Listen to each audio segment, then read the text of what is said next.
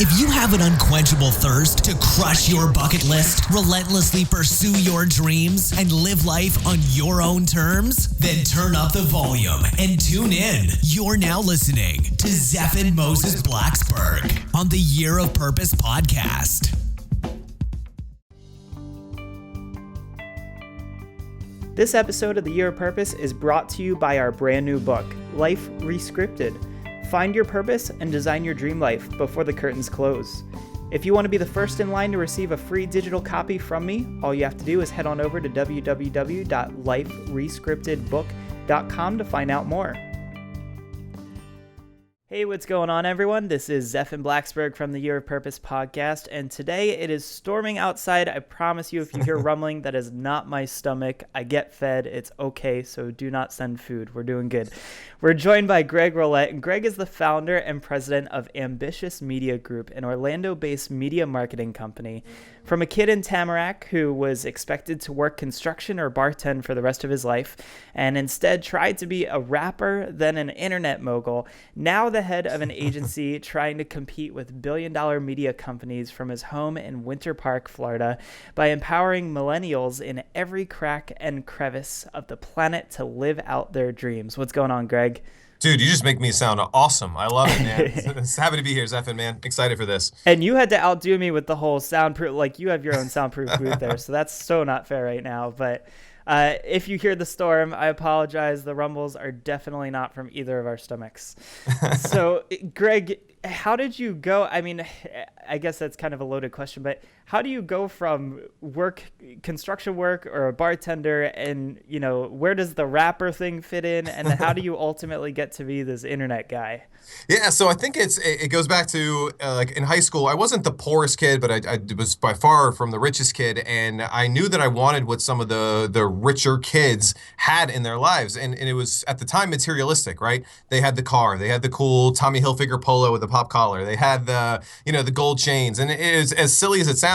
You're looking around and you're like, man, well, these dudes are getting the chicks, they're going to the cool parties. Like, I want some of that, and I knew that I wasn't going to get it from my family. I wasn't going to get the support. Like, my dad wasn't going to be like, here's $50, go buy a t-shirt. Like, that sounds insane, right? When you're trying to put food on the table. So I knew from a very young age that I had to do it myself. And so I started working. I mean, I was a stock boy at Target. I was did construction. I, waited tables. I bussed tables, did all this stuff. And it was kind of during this heyday of dirty South hip hop, right? So your Master P's and your Cash Money records. And as senior year in high school, I decided that I wanted to be the next Master P, right? It's crazy, like little white dude, right? And I want to be the next Master P. Sounds crazy, but that's what I wanted to do. And I saw him and kind of the model that he had. And this kind of became a theme throughout my whole career as I look at people and I look at their success and I look at how I can model what they've done, right? So Tony Robbins calls it modeling and like NLP, but I didn't know any terminology. I was like, that's Master P. He's this, guy from the hood in New Orleans, and he's making millions of dollars with this record label. So I started a record label in high school so that I could make a CD and I could go to the party on Friday night and I could sell it for $5. I'd sell 100 of them. You make $500 in a night and you're like, holy crap, I got $500 in one night. Like, that's a car payment. That's, new shoes. That's the gold chain. That's the Tommy Hilfiger polo. That's all of that. And it was pretty awesome. And that parlayed into a cool career. Got to tour the country, do all kinds of cool stuff. And we were, quote unquote, big on MySpace. If you guys remember MySpace. And we did a lot of cool stuff there. And these companies started reaching out to us like, hey, how are you doing this? And the first client per se that I ever had was Coca-Cola. They reached out to me cold and were like, hey, do you want to jump on the phone with us and do some consulting? And I'm like 21. I'm like, yeah, yes, yeah, whatever you need, man. And it was because we were doing cool stuff there. And, so that's the Cliff Note story of why it was materialistic to, join the Joneses, to keep up with the Joneses, like that whole feeling. And I knew that I had to do it myself. Like, no one was going to do it for me. No one was just going to hand me anything. No one was going to just give me this. So I had to create it myself. And I just had this passion, this ambition, and just went out and did it, So, and I know we're going to explore more about that as we go, but I think that's kind of a good jumping point for where we're starting today. Yeah, I mean, I think that's half the battle is you just have to dive right into it, because you could sit here and wait all you want. I was just talking with my buddy Dave about this the other day. We were having lunch and he said we were talking to this business and, they're working on getting ready to launch whatever their product is. And they're like, yeah, we're launching in 4 months. And he's like, so what are you doing over the next 4 months? I Yeah. said, oh, we're launching in 4 months. He's like, no, like, what are you doing right now? It's already made. It's done. It's probably going to suck because you haven't beta tested it yet. Like, Yeah. why haven't you launched it yet? And so I think everybody's kind of waiting for the perfect time, and the perfect time is never going to happen. It's just a matter of like, it has to happen right now. Yeah, and it doesn't matter if it's business or if it's just life. And this is a lot of what we talk about at Ambitious and with our clients is like, hey, I want to lose weight, but I'm going to wait till after the holidays. Well, why, right? I'm going to wait till I get my tax check. I'm going to wait until, this happens. I'm going to wait. I'm going to stop smoking and stop drinking and stop doing these bad things until after I go to this bachelor party. Like, what are you doing today? Like you said, those 4 month gap. What are you doing today? And I think that it's an easy excuse in our mind to say, well, I'll do that when. But that fictitious date just keeps getting pushed back further because then after the holidays, I ate bad food for Christmas and for New Year's and Thanksgiving. I ate all the pie, whatever it is. Well, then Christmas, oh, but it's the new year. I got so much work to do. I'm backed up, so I'll wait until this time. And it always happens. And so you really got to think about, well, what am I doing today? And the thing that I tell myself, I don't get to go to sleep at night until I've done one thing that bettered myself today than I was yesterday. That could be one email to somebody to create a relationship. That could be one sales copy. That could be one email that I send out. It could be one phone call that I make. One thing. Do one thing today that makes you a better person today than you were yesterday. What the cool thing that happens is it starts to snowball, right? Because there's 360 something days in a year, right? That's 360 ways that you're getting better than you were the day before. But you're 100% right that you got to get rid of that roadblock that is right in front of you that you keep saying, well, I'll do it tomorrow, or I'll do it when I feel better, or I'll do it and you really have to break out of the pattern. I talk about it a lot. It's kind of the day-to-day really gets in our way, and we get comfortable with the day-to-day. We get comfortable going to our 9 to 5. We get comfortable going 9 to 5. 4:59 turns to 5 o'clock on the good old iPhone. The dinger goes off, and then you go to happy hour and you have drinks. Much easier to go to happy hour and have drinks Friday at 5 o'clock than it is to go home and study or to listen to your podcast or to take action on the stuff that you heard in the podcast. Much easier because it's part of our routine to just wake up, go to work, go to lunch, go back to work, go to the bar, than it is to do anything else. So you're 100% spot on that the action has to start today, not a fictitious date in the future, because that date never comes. Yeah, and I know that one of the things that at least prevented from upfront figuring out where I was going to go was I didn't have a clear message of what I was doing at the start. And so I don't know if you saw this, but when you were getting your start and kind of getting into the music scene, like my parents still don't even know what I do. I'm 26 years old. I live on my own. I have a house.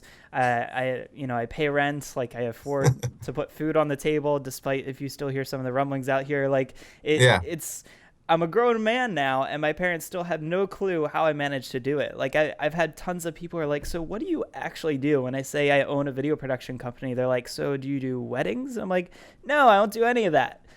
So did you ever have trouble just with your message and with figuring out what exactly it was that you were doing? Because when Coca-Cola calls, you have to be able to tell them what you can provide to them. Yeah.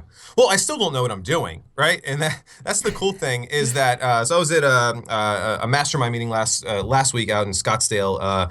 All multi-million-dollar businesses up to billion-dollar businesses. I have no idea why I'm in this room whatsoever. And listening to them talk, they don't know what they're doing, right? They have the confidence to know that if they put one foot in front of the other, that they are going to walk in a forward motion, not in a backwards motion, right?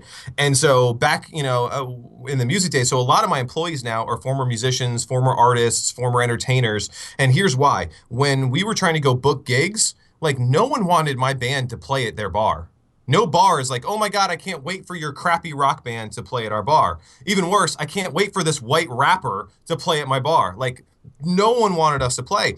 There was no roadmap. There's no blueprint. There's no, buy this info product and book yourself at a local gig place. And especially there wasn't 10 years ago. So we had to just figure it out.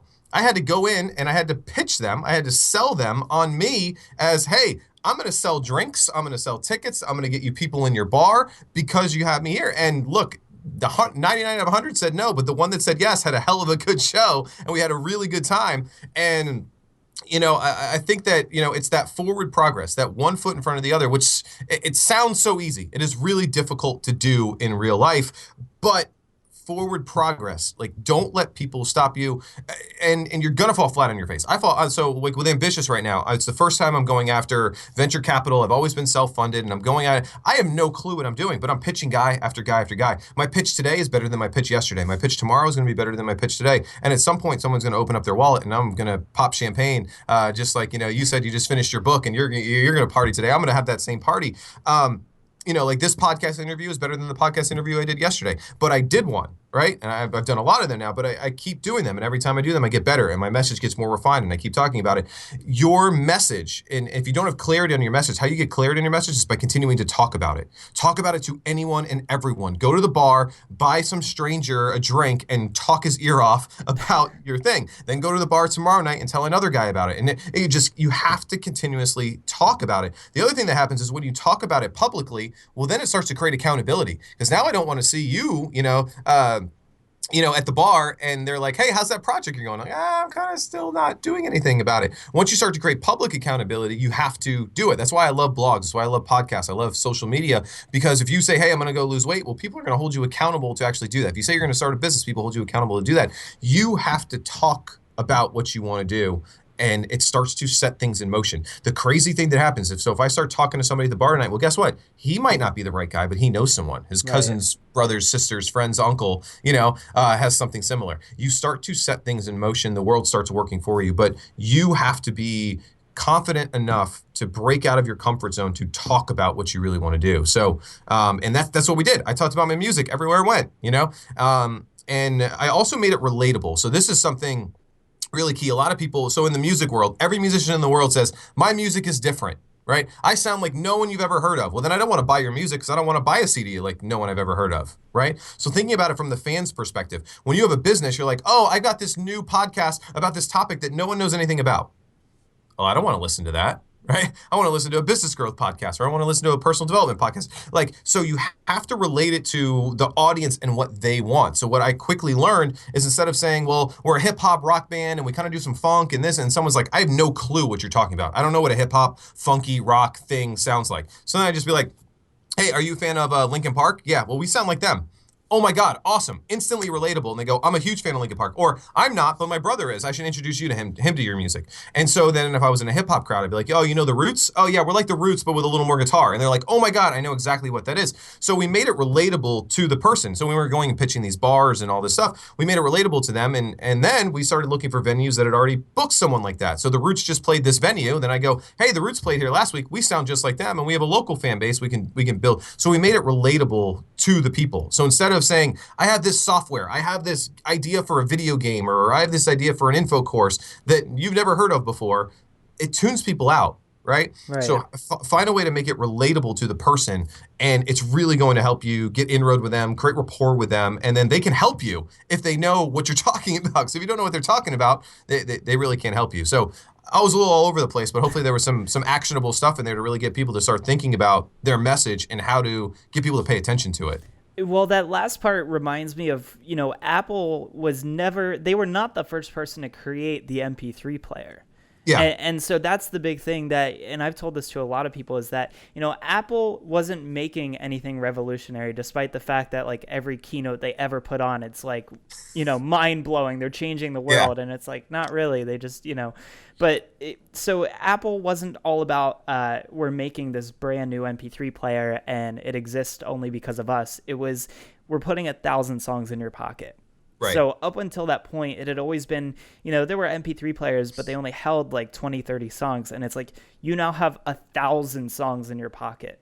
And nobody could do that before. They always had those, I had those shelves on the wall with 30 different CDs stacked up in them. And it's like, I might have maybe 300-400 songs between it. But to take all of that and put that in my pocket, that's kind of revolutionary. So being able to identify that message and relate it to my struggle or my pain point or whatever it is that I'm looking for. I mean, I don't want to carry all those around, so it made sense, and that's why the iPod exploded.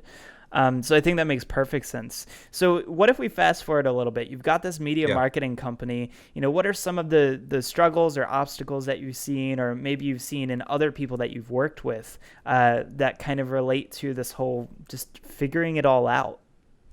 Yeah, so today, kind of our day job, if you will, is running the celebrity branding agency. We have about 2,800 clients in 38 different countries, and we really try to help position them as the expert in their marketplace using media, marketing, and PR. So helping them to write books, helping them to get on TV, helping them to get in major magazines. But the whole thing boils down to really what we were just talking about is you have to continue to tell your story. Right. And what makes you unique, right? So 10,000 songs in your pocket, right? But you have to tell that story, but then you have to use media to perpetuate that story, to get momentum on that story. Because again, me just telling one person at a bar, yeah, that's going to help me get my message out, but that's one person at a time. What media allows you to do is it allows you to get in front of thousands of people, tens of thousands of people, hundreds of thousands of people at once. And so as you're starting to get your story down and your story across, you have to get that story told in media. And we talk about two different types of media out in the world. There's mass media, which is your radio, your TV, your newspapers, even things now like podcasts and stuff like that would be your mass media, right?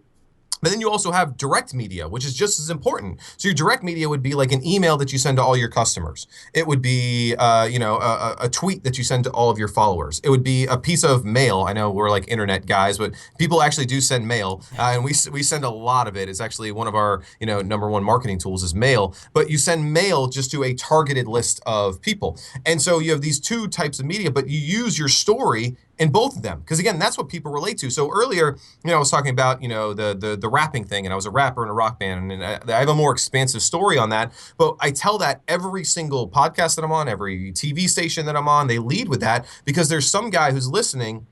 It says, oh, I was a musician in high school, or I was in a band, or I toured, or I liked hip hop music, but there's some kind of relatable quality. And so I tell that in every piece of media that I got, and it creates an instant connection with the audience. They instantly know who I am, what I do, what I'm about. And now I'm a real person, right? I'm not this robotic marketing guy, and hopefully I never am. I use like my hands a lot, and I talk with a lot of ums and dudes and stuff. But at the same time, now they start to relate to me as a person. And so you have to hone and refine that story. I always tell people, and this is kind of a writer downer, is find those moments in your life that are relatable moments that everyone goes through. Find the points of vulnerability, right? So when I tell the rapper in a rock band story, how that ends is me going on a 15-city tour a month after I got married, and I took all of our wedding money to buy a new trailer. I bought t-shirts, I bought hats, I bought CDs, I bought stickers, I bought pins, everything to go on this 15-city tour. And 2 days before we're supposed to leave, the band breaks up. Right? That's a point of vulnerability. I slept on the couch for 3 months. My wife hated me. My wife's parents hated me. It was a very, very bad situation. I thought my life was over. And I talk about these points of vulnerability because then it shows that, you know what, my life isn't all peaches and creams, right? When you do a cool bio, or like, this is Greg, he's a best-selling author, and he's got all this media mentions, and he's a cool guy, he's got these great companies, he's got all these clients, but days suck. Like, there are terrible days, and so to have those points, so look for those points of vulnerability in your life. What are those moments, right? What are the faults? What are the other things? Where did you go to school? Did you go to, were you from a small town, or were you from a big town? Were you in the military? Do you have military background? Because if I'm a Marine and you're a Marine, we instantly can bond over the fact that we're both Marines. If I have a podcast and you have a podcast, we both bond over the fact that we both have podcasts. If I'm a dog lover, well, dog lovers attract other dog lovers because they love talking about their dogs and, oh, look at my little poodle, but there's an instant connection between the two of them. Where'd you go to university, right? So I'm a Florida State fan. Other Florida State fans are like, yeah, go Florida State. And then like Gator fans are like, I hate you because you went to Florida State. But now we have something to instantly bond on and connect with. Now use all of these different elements, everything that I just talked about, and put them into your story, and you're going to instantly create rapport with people. You're going to connect with people. And now using it through media, now people are going to start to be like, wow, he's just like me. I should buy from him. It makes absolutely zero sense from, a practical standpoint, but we buy from an emotional standpoint, and we buy from people that we like. So if you're thinking about starting your business, tell your story. Tell your startup story. It's why I love Kickstarter, right? Kickstarter's got all the videos up there with people saying, here's a problem that I had. Here's why my life sucked. Here's the product that we created. And here's kind of the path to do it. And here's how you can come with me. Well, now you're bringing people on your journey, right? Instead of excluding people, you're including people. That's why I love what happens with Kickstarter. That's why I love, a lot of the internet marketing sales letters, whether you love them or hate them. I love reading them because it goes, I was sitting on the couch doing this and I was dead broke. And then I discovered AdWords and I made $1 billion. But they tell the story of tragedy to triumph. And we love it. That's why we love comic book movies. That's why we, all that stuff. So long story short, find those connecting points in your life, all of those different pieces of the story, and find ways to insert them in the media, both in mass media. So try and get on TV, try to get interviewed on podcasts, try to, write guest blog posts, try to get on, radio shows, whatever it is, but then also insert it in your direct media, because your direct media is where you make sales. When I send an email out to my mailing list today, I get sales. When I send a direct mail piece to my customers, I get additional sales or referrals. So you got to use both types of media. So long-winded there, but man, there's some really cool stuff if they actually take that and start to apply it to getting their business off the ground. Yeah, and I mean, we have so many tools now that make this ridiculously easy that it's kind of at the point where it's like, if you're trying to come up with an excuse to not do this or to not build a business based off of the things that you're good at or what you love doing, your excuse sucks. Like, I'm just going to say right now, like, your excuse is terrible. I mean, I was stuck. I worked for the Apple Store. I was one of those Genius Bar guys 2.5 years ago. And, my only excuse for not leaving from day one was I didn't know how to make the money. Yeah. And it's kind of simple. You make the money by getting the clients, and you get the clients by putting your message out there. And that's it. Like, there is no magical secret. You just keep putting your message out there and you keep getting more clients and it grows. And so, I mean, I was really in the same boat. I was making a really bad excuse. I stayed there for way longer than I should have. And when I finally quit, it was like, oh, wow. So this is what real life is like, because this is kind of great. I don't have to wake up at 6 o'clock in the morning. I don't have to be at work Monday through Friday, 9 to 5, the same schedule over and over again, wash, rinse, repeat. Yeah. And I think the biggest thing for me was that I wanted to leave a legacy behind. I wanted my life to be worth something, to mean something, and not just be this, work in a cubicle or sit at a computer the rest of my life doing nothing. I wanted to interact with people and change their lives. And so I guess that probably leads me to my next question, which is, how do we leave this legacy behind or leave this change in the world and leave it a better place than how we found it? Yeah, so I have a story that I think also talks about your Apple Store days and goes into that. Is we just profiled this guy on ambitious.com. His name is Prince Harvey, and he's a hip hop artist out of New York City. He lives in a house with 8 other guys, right? I think it's a 1-bedroom or a 2-bedroom with 8 dudes. So there's obviously not a lot of money to go around, and he wanted to record his debut album, and he had a Mac laptop, and his hard drive crashed, right? And so at this point, this is where most people would do I'll just wait till Christmas and get a new computer, or I'll wait till I get my tax refund check and get a new computer, or I'll wait until I can borrow my buddy's friend's sister's, whatever, every excuse in the book, but they would give up on making that album. But he had something that he believed in so much that if people heard his words, his beats, whatever in his music, he knew that it could, change them. It could affect them positively. And then it also could get him out of this situation where he's living with 8 dudes in a, 1-bedroom apartment, right? So he believed wholeheartedly in this message that what he did is he actually, it was either the bus or the subway, I forget. He's in New York City. And he goes an hour to the Apple Store every single day. And he uses the computers at the Apple Store. You know them, the ones in the middle. The people come and they're like, oh, hey, Zephin, how do I, log on to my... Well, he used that computer to every single day for 3 months to record his album. Wow. At an Apple Store. And what he did is he actually brought a thumb drive every day and he plugged it into the Mac Pro or whatever he was doing, and he covered it up with his hand so the store employees kind of didn't know what he was doing. They eventually caught on, obviously. He got kicked out of 2 stores, and I think he ended up at his 3rd store to finish the album. But he covered up the thumb drive, and literally in the middle of the store, I mean, imagine you're like in the Apple Store and you're checking out the new iPad or the iPod, and here's this dude, he made all his beats using his mouth and recording them into GarageBand, and he's literally in the store going boom, boom, boom, boom, boom, boom, boom, boom, boom, boom, boom, and then you hear him like doing like the hi-hat, and it's like, and you're like, I'm just trying to check out the iPad, dude. And so he records this album for 3 months this way, right? And now he's got an album, but he's also got a story worth telling, because now he goes and he starts telling people that he's secretly recording an album in the iTunes store. So we profiled him, but then you got guys like Russell Simmons, who's like, hip hop royalty, hip hop god, who's tweeting about him. You got Talib Kweli tweeting about him. You got all these rappers in New York. Now he's built, not only has he said, I'm not going to let this obstacle get in my way, now he's created a great album and a great story behind it. And now people won't stop talking about this guy. Right? So that is how you overcome the obstacles that are in your way that, you're just giving yourself these excuses. Like if you're a painter and you want to paint and you're like, I can't afford, a canvas to paint on, go find a freaking wall, right? If you're, an artist, like you can find where there's a will, there's a way. If you have something so passionately burning inside of you that you need to use it to share the world, change the world, then it is your responsibility to find a way to make it happen. Most people don't have something worth fighting for enough to make it happen. So during those Apple days, for yourself, you might not have believed enough in the cause to go make it happen. But then one day you're like, I believe in the cause so much that I'm going to go make it happen. Right. And that's what this guy did. Well, now he's also building a legacy around it. Now he's building the story. He's building his brand. He's starting to book shows and he's starting to gain publicity, and it's steamrolling. And again, all he's doing is telling a story. I was a broke kid in New York, needed to record an album, went to the Apple store, seemingly insignificant things that have now become something huge to build his legacy. And it's all because he didn't let these obstacles get in his way. So find the thing that's worth fighting for and then freaking fight for it. Kick down some doors and don't be scared of what other people think. I think there's an insecurity of, oh, well, if I go to record something in the Apple store, grandma's going to look at me funny. And therefore, if grandma's looking at me funny, I shouldn't do what I know I need to do to change the world. Right? So it's one of my favorite stories of all time, and hopefully it just gets people to think like, if this dude can do it, well, maybe I can do it too. And I think the coolest thing to point out about that is this guy didn't just sit there and say, oh, if I go and do this in the Apple store, my story will be better and people will care about it, right? Like that was just kind of a product of his circumstances. Was he didn't have the ability to use his computer.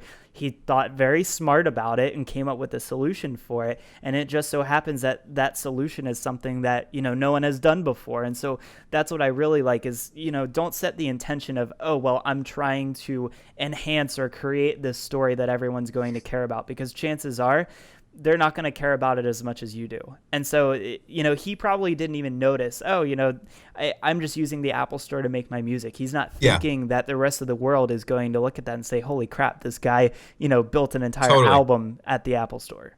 Yeah, you're 100% right that it was a byproduct of it's like, hey, I got an idea for an app. I'm going to do everything that I can to create this app, or I want to create this course, and it's doing that, knowing that if by doing this, you're going to help people, you're going to add value to their lives, the story comes naturally. If you try to fabricate the story, then you get, a bad movie, then you get just, the movie that bombs, then you get this, and no one wants to cover a fabricated story. All reporters want to find a natural, organic story that no one's talking about. And they're like, when we heard the story, we were like, oh my God, this is like the coolest thing I've ever heard. Like this guy went to the Apple store, like, cause I'm a former musician. Like I would never have done that. Like I'm too insecure, but this guy did it. And so we wanted to tell that story because it was so organic, because it just makes you, feel so ambitious. And anyway, but you're 100% right that you don't do it knowing that the story's going to be there. You do it because you know that whatever you're creating is going to help change lives, add value, whatever the case is. And the story's a byproduct of that. Yeah, and so that's why I'm kind of really excited for this book that I'm finishing up here, and I'll share it with you too. I've been telling people about it. It's called Life Rescripted, and the whole point is looking at your life as if it were a script for a movie, and it's like, what people do you want to cast in your life? Realize that you are the writer, you are the editor, you are the director, you're the producer. You have complete control over the story. And so the question is, how are you going to share it with people? So, maybe it's something that you'll be interested in when it comes out. I'll definitely send a link over to you. But liferescriptedbook.com for anyone that's listening is where you guys can check that out. I'd love to share with everyone listening, though, Greg, where is the best place for people to find out about you and what you're doing and, maybe see some more of those stories that you're sharing with the world? Yeah, I'd love it if everybody, goes and check it out. It's just ambitious.com. It is a lifestyle network for millennials, teaching them two things. One is the inspiring stories, like I just told you about Prince Harvey. I mean, we have hundreds of stories just like that of young people who aren't accepting the status quo, who know that there's more to life than just sitting in on Friday night and watching people's Instagram feeds. They're just doing this. They're scrolling.